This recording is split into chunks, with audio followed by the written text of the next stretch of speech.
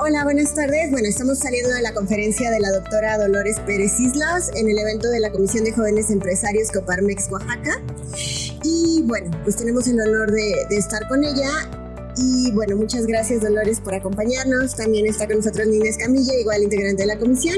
Bueno, vamos a hacerte algunas preguntas para complementar un poco más tu conferencia. Gracias a ustedes.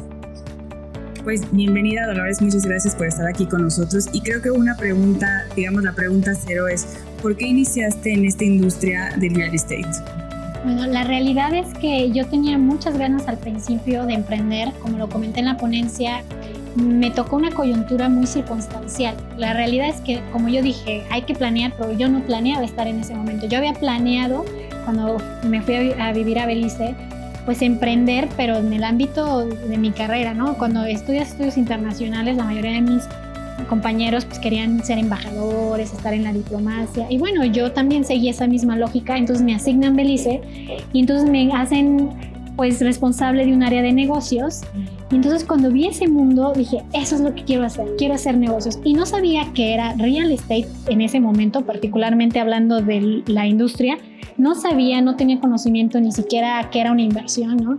Pero sí sabía que mi mundo estaba del otro lado. Entonces empecé a planear y empecé como a organizar mi mundo, mi día en ese momento para salirme de eso y meterme al tema privado. Y entonces cuando empiezo a platicar con diferentes personas que conocí en ese momento que eran muchísimo más experimentados que yo, circunstancialmente me tocan el tema del real estate y una vez visitando uno de los hoteles de uno de ellos, estábamos en una de sus marinas y entonces, como siempre he sido una persona que me gusta muchísimo soñar, ¿no? Planear en el cómo serían las cosas mejor. Yo me acuerdo que estábamos en su marina y entonces me dice él, oye, me gustaría, no sé, que vinieras a conocer el hotel, la marina, porque voy a hacer algunos cambios ahorita en este momento y me gustaría ver cómo podemos hacer algo, ¿no? Entonces yo vi la marina y le dije, oye, pues ahí debes de construir villas, ¿no? Residencias, porque tienes una marina que se conecta con Guatemala, vienen los barcos y en lugar de que sea gasolinera, que en ese momento era gasolinera, pues haz residencias donde tengas amenidades, bla, bla, porque ya había viajado, ya había conocido, ya había visto lugares donde pues la gente tomaba ventaja de cada metro cuadrado, ¿no? Pero siempre he sido como más enfocada a calidad de vida. Entonces me dijo, hazte mi socia y tú lo haces, ¿no? Uh-huh. Y entonces en ese momento tuve mucho miedo porque dije, yo no conozco nada, ¿no? Uh-huh. Y lo primero que salió en mi boca fue sí, ¿no? Y entonces ese día empecé a hacer real estate. Creo que es muy interesante que comentas porque creo que justo muchas veces es tomar la oportunidad, ¿no? De repente esto de dónde hay negocios, dónde se puede hacer, pero es estar en el momento justo con las personas justas. Sí, no tener miedo y dar el paso, básicamente. Uh-huh. Mencionaste algo como muy, muy importante que dices, llena de miedo. O sea, ¿en qué momento decidiste romper o cruzar esa barrera entre el llena de miedo a lo hago? Pues la realidad creo que eso es mucho de mi personalidad, porque siempre he sido muy inquieta, ¿no? Entonces, desde que era muy pequeña siempre me andaba accidentando, siempre andaba probando así de que mi mamá me decía, no hagas eso, y yo era la que me caía y era la que siempre buscaba, ¿no? O sea, mis hermanos en lo que planeaban saltar, yo ya estaba saltando, ¿no? Entonces creo que es mucho de mi personalidad. Siempre he tenido miedo, pero me gusta la sensación de la adrenalina de lo desconocido, ¿no? Me gusta aprender en el momento, ¿no? Porque digo, bueno, híjole, o sea, obviamente tampoco me aviento al precipicio de que va y me arriesgo sin nada, ¿no? Digo, me voy a arriesgar, tengo miedo, pero en el momento en que me estoy arriesgando empiezo a ver, mover como todos los inputs, ¿no? A ver, tengo que conocer este tema fiscal, este tema legal, riesgos, certitudes, de dónde va a venir el dinero, y en el inter ahí voy sacando las cosas hasta que las hago posibles, ¿no? Entonces, creo que el miedo a mí me juega un papel en lo contrario de bloqueo, a mí me avienta, ¿no? O sea, me hace tomar decisiones. No todas las decisiones tienen que estar basadas en estímulos así, también soy consciente de eso, pero en la medida en la que mido los miedos y veo hasta dónde me puedo arriesgar es cuando tomo la posición de dar el paso y seguir. Ok. Por ahí sabemos que tienes un doctorado honoris causa. ¿Cómo fue? ¿Nos puedes contar respecto a él? Sí, claro, con mucho gusto. Básicamente hace algunos años, cuando yo me empiezo a hacer como más... empiezo a fungir un papel más filantrópico donde no nada más me enfoco a hacer el negocio y empiezo a tener algunos otros proyectos como por ejemplo la construcción de viviendas para familias que están vulnerables, o hace algunos años que fueron terremotos en México que impactaron pues, a muchas zonas, por ejemplo aquí de Oaxaca. Pues me enfoco a hacer estrategias como de regreso de lo que vivo a la gente que necesita, ¿no? Y entonces empiezo como sin ninguna planeación de poder llegar a hacer algo o de poder recibir algo, empiezo a tener esas redes de contacto. Lo único que necesitaba era que gente, pues más o menos con la misma idea que yo, nos juntáramos, hiciéramos apoyo, pero al mismo tiempo, pues bueno, gente que también ha estudiado conmigo, se ha capacitado conmigo, hemos estado en las mismas escuelas o de los mismos grupos. Y entonces, un grupo de mujeres de la que soy parte, que lo mencioné en la ponencia, que se llama Women President Organization, para ser parte de esa organización, pues te tienen que mandar la invitación, pero tienes que cumplir como con un checklist. Y esa misma organización es la plataforma a muchos otros esquemas de incentivos para las mujeres, ¿no? Y entonces ahí yo no sabía que estaban haciendo una terna de mujeres que eran pues líderes en sus industrias, pero también mujeres que dejaran pues no solamente en el camino del emprendimiento resultados que necesariamente las vinculan con sus empresas, sino también que aportan más a la sociedad, que se preocupan por otras cosas que no necesariamente tienen que ver con el resultado de la empresa. Entonces, en esa terna se preparó hace como 3-4 años, que está la UNAM, está el Instituto Politécnico Nacional, está el Consejo de Abogados a nivel nacional, o sea, varias universidades conforman esa terna. Entonces me dicen que mi nombre estaba en la terna, pero yo no sabía, o sea, era como algo que ellos estaban como planeando con otras personas también de la organización. Y entonces un día me hablan por teléfono y me hacen llegar la invitación y me dicen: tú ya calificaste para el doctorado honoris causa, y también te piden que hagas algunas otras cosas, como también demuestres tus conocimientos y otros como requerimientos que tienen en el claustro. Y bueno, en el cabo de 6 meses habían aceptado mi nominación, y bueno, 6 meses después recibí el doctorado honoris causa con toda la humildad. Y la verdad yo pensé que pues ese tipo de cosas pues nunca me las imaginé, pensé que eran imposibles y pues los ves muy lejos, ¿no? Y la verdad es que cuando lo recibí, pues sí, fue con una muy grata sorpresa. Nunca me lo imaginé, y sobre todo porque pues para mí lo que hago y lo que he hecho en el lapso de todo este tiempo, pues no es tan significativo como pareciera que lo es, ¿no? Una parte también que mencionabas es este desarrollo de habilidades, justamente como mujer empresaria. ¿Qué habilidades has tenido que desarrollar más para moverte en este mundo de hombres prácticamente? Yo creo que es el tema de la inteligencia emocional. Creo que es la más importante, ¿no? Porque muchas veces puedes tener el conocimiento, puedes tener pues muchos otros elementos como a tu favor, pero si no sabes manejar las circunstancias de acuerdo a una inteligencia emocional que te frene muchas veces respuestas que te las tienes en la punta de la lengua, pero tienes que ser conservadora, tienes que ser precavida, tienes que ser inteligente para lograr que las cosas pasen. Entonces tienes que generar circunstancias o emociones que vayan a tu favor, ¿no? Cuando yo empecé en real estate y cuando yo les decía, por ejemplo, cuando empecé con mi socio canadiense, yo le decía, vamos a hacer aquí una villa de no sé cuántos millones de dólares, y no me tomaban en serio, porque primero era mujer y estaba muy joven, ¿no? Me empezaron a tomar en serio cuando empezaron a darse cuenta que era muy agresiva, que era su competencia, y que podía sentarme con una persona que me duplicaba la edad, me duplicaba la experiencia, pero finalmente tratando como de poner el escenario a mi favor, siendo pues muy astuta en mis respuestas, también, no sé, por ejemplo, todas las negociaciones eran en inglés, pues inglés es mi segundo idioma, no lo hablo al 100% y creo que nunca lo voy a hablar al 100% porque pues mi primer idioma es español, pero hasta bromeando, ¿no? Siendo inteligente, no, pues una mexicana, porque aparte de mexicana también, ¿no? Pues tampoco te ayuda mucho, por ejemplo, a algunos americanos que son más conservadores con otras culturas, ¿no? Entonces, pues tienes que aprender a bromear, tienes que aprender a poner las cosas en contexto, y creo que eso respondió a tu pregunta. Definitivamente el tema es poder conocerte en tu capacidad para poner las cosas a tu favor y que no vayan en tu contra, y solamente eso se logra con inteligencia emocional. Creo que justo esa es la palabra, y creo que en mucho también derivado de la pandemia se empezó a hablar del tema mental, ¿no? Tanto de salud como en el desarrollo de habilidades, y muchas veces creemos que las mujeres en esos ambientes tenemos que ser agresivas, tenemos que ser como los hombres. Pues no, nosotros llevamos nuestras vidas diferentes, y creo que la inteligencia emocional es una herramienta básica. Sí. Sí, completamente.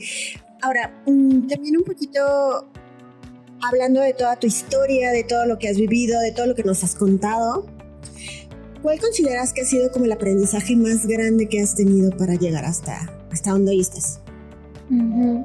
Pues fue en un plano personal. La verdad es que creo que a veces cuando logras cosas, también tu superego se empieza como a inflar y te conviertes también muy perfeccionista, ¿no? Y piensas que todo puede ser perfecto y piensas que el esquema profesional, empresarial, personal tienen que girar en esa misma línea porque todo va caminando bien o va fluyendo bien.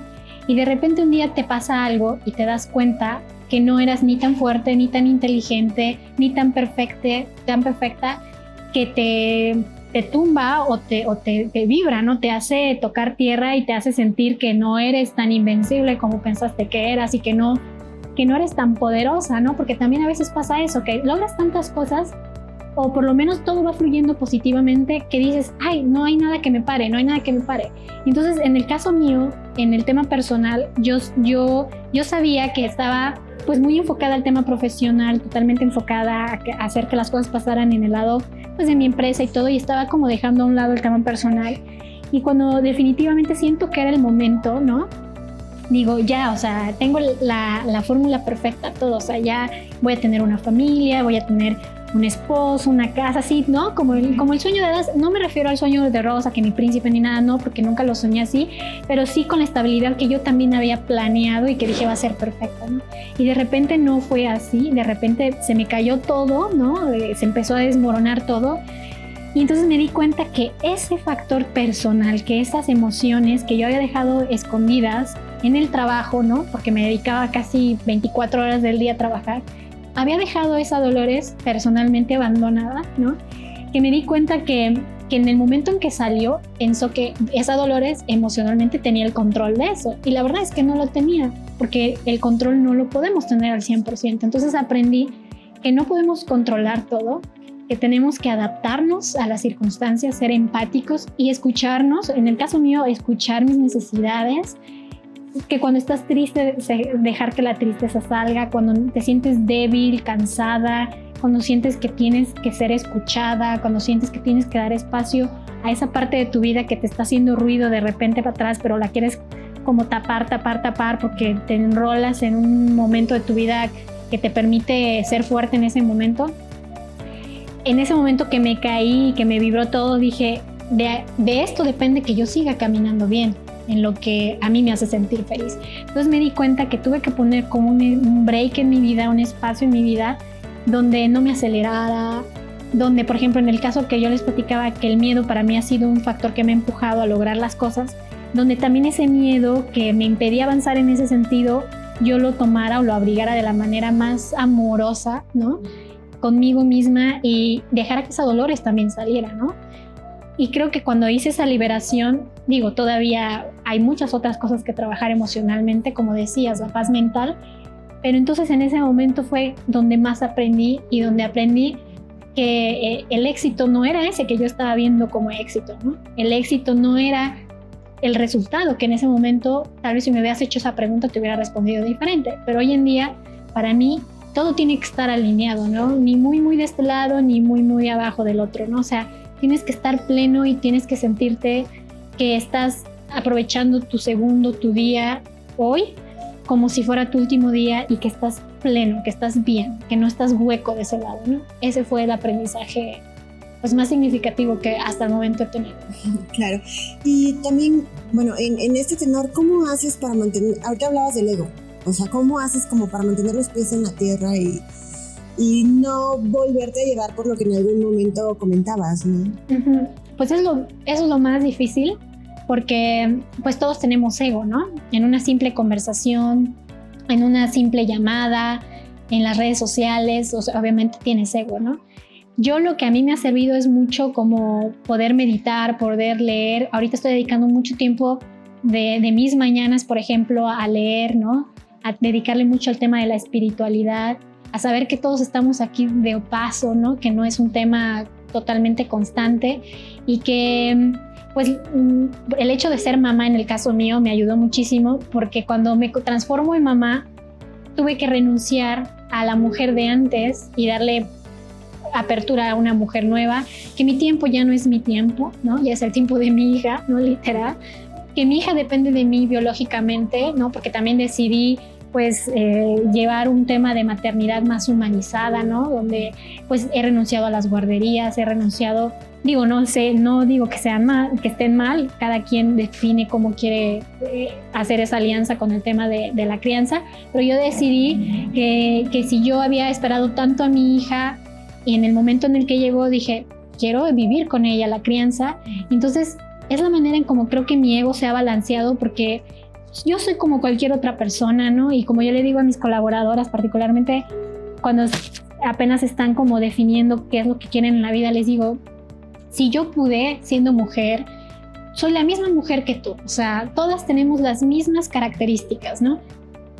Nada me hace especial a mí de ti. Lo único que yo definí es que quería hacer y me enfoqué a quererlo hacer y buscar el cómo sí. Y el ego, finalmente, tú decides cuándo lo escuchas y cuándo no lo escuchas, ¿no? Y hay veces que yo me he dado cuenta cuando estoy con clientes o cuando estoy con contrapartes, donde ya siento y aprendí a escuchar a mi cuerpo con la meditación, y ahora que soy mamá también como que se me expuso todo a su máximo nivel, ¿no? Porque hormonalmente cambias también, ¿no? Entonces ya sabes cuando empiezas a respirar fuerte, cuando la actitud del que está enfrente te está haciendo daño, te está moviendo cables en tu contexto de vida, ya sabes en ese momento que es tu ego, ¿no? Y ya sabes que si le contestas o si te enfrascas en una discusión donde la humildad no va a ser precisamente el factor que mueve la conversación, pues ya sabes que es momento de callarte, de respirar más lentamente y de pensar en cosas más agradables, porque de cualquier manera el ego no te va a permitir avanzar, ¿no? Yo creo que tocar tierra es conectarte con lo que te hace ser tú. Y bueno, como última pregunta, esta parte de la maternidad que mencionas, creo que para muchas mujeres es justo el tema, o sea, de la parte profesional, como que de alguna forma pues vamos desarrollando movilidades, aprendemos, nos juntamos con más mujeres, pero cuando entra la maternidad, todos esos panoramas cambian. ¿Cómo lo has hecho tú para justamente seguir teniendo tu parte profesional, tu parte de pareja y tu parte de mamá? Pues creo que esa respuesta todavía la estoy encontrando. Es porque soy muy nueva en todo esto todavía, pero ha sido difícil. La verdad es que tengo que ser totalmente honesta, que ha sido muy complejo porque cambia todo, ¿no? O sea, no es solamente el hecho de tomar decisiones donde puedas organizar tu tiempo, sino también no tienes el control de nada. O sea, desde que te embarazas, pues tu cuerpo te prepara para cambios muy significativos en tu vida. Nace tu hijo o tu hija y el tiempo lo define él, ¿no? Entonces, una cosa que yo creo que es lo que sigue moviendo o que me sigue manteniendo equilibrada es que ya soy muy selectiva, ¿no? Antes estaba como muy dispuesta a planes de último minuto donde, ok, no importa, me voy a comer y aquí no importa, me quedo 2 horas con el cliente en lugar de quedarme 1, o me puedo dar el lujo de ser más flexible, llegar más tarde. Ahora yo soy muy selectiva, que sé que el tiempo es muy valioso.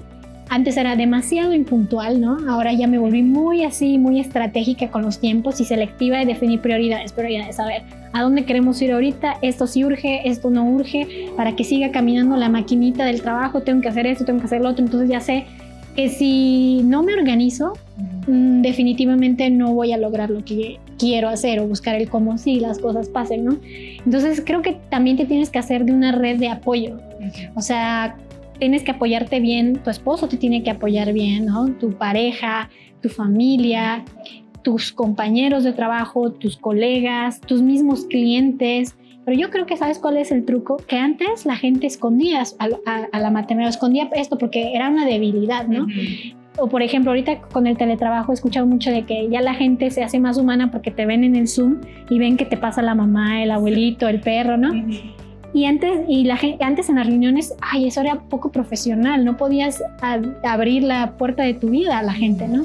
Pero creo que se nos ha olvidado que somos seres humanos y que tenemos una familia y que eso es lo que nos hace las personas que somos, ¿no? Si no estamos felices en nuestra familia, pues no vamos a poder ser felices en lo consiguiente.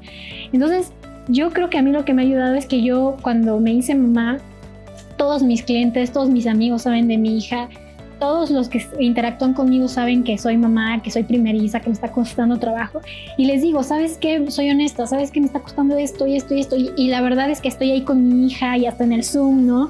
O se me cuelga, o luego los niños no tienen, son muy auténticos, ¿no? No guardan formas. Y creo que eso ha humanizado mucho las cosas, porque no hay ningún pecado en que vayas a la oficina con tu hija, en que vayas a las reuniones, en que la gente entienda que antes si te hablaba a las 10 de la noche, pues podías tomar la llamada, pero hoy ya ese tiempo ya no es para ti. Entonces creo que es ser auténtico, es ser sinceros y sin miedo en la boca, decir, ¿sabes qué? Esto y esto pasa, y a socializarlo con tus clientes, con tus amigos, con quien interactúa contigo. Y sin duda lo van a entender. Yo en algún momento estuve del otro lado y a mí se me hacía una debilidad. Decía, no me pueden poner de excusa que tienen un hijo, ¿no? Pero hoy que soy mamá digo, no es una excusa, es sumamente importante dar vida, porque eso depende que sigamos teniendo buenos seres humanos, ¿no? Pues muchas gracias, Dolores. La verdad creo que a muchas de nosotras resuena lo que dices, porque son las mismas dudas, los mismos miedos, y pues muchas gracias por compartirlo con nosotros. No, gracias a ustedes. Sí, igual, muchas gracias. Es un honor tenerte. Más allá de las palabras, espero que lo sientas, que realmente nos sentimos muy agradecidos por dedicarnos un poco de tu tiempo y sobre todo compartirnos toda tu experiencia, ¿no? Esperemos que no sea la última vez que te tengamos en uno de los eventos de la comisión. Sí, gracias. También gracias a ustedes. Gracias.